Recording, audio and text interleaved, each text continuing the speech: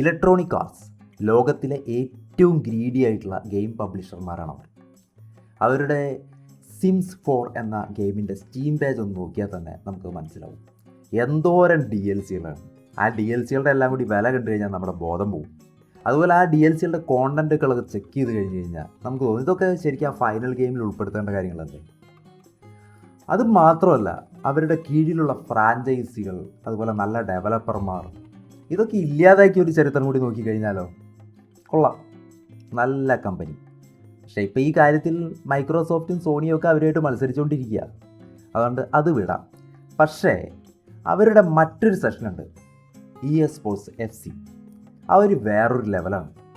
2010 തൊട്ട് ഇതുവരെയുള്ള ലോകകപ്പുകളിലെ വിന്നർമാരെ വളരെ കൃത്യമായി പ്രവചിച്ച് ചരിത്രം സൃഷ്ടിച്ചിരിക്കുകയാണ് EA Sports FCയിലെ ഡെവലപ്പർമാർ.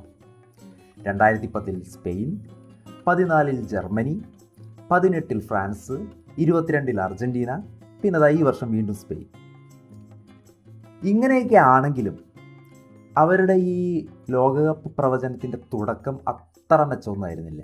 2006 ആദ്യമായി EA Sports FC ലോകകപ്പ് വിജയികളെ പ്രവചിക്കാൻ തുടങ്ങിയത്. അന്ന് ചെക്ക് റിപ്പബ്ലിക് ജയിക്കുമെന്നായിരുന്നു അവരുടെ പ്രവചനം.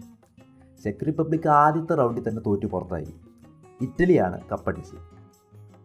പക്ഷെ അതിന് ശേഷം തങ്ങളുടെ ആ സിമുലേഷൻ രീതികളൊക്കെ അങ്ങോട്ട് ഉടച്ചു വാർത്ത് പുതിയ രീതിയായിട്ട് മുന്നോട്ട് വരികയായിരുന്നു അവർ.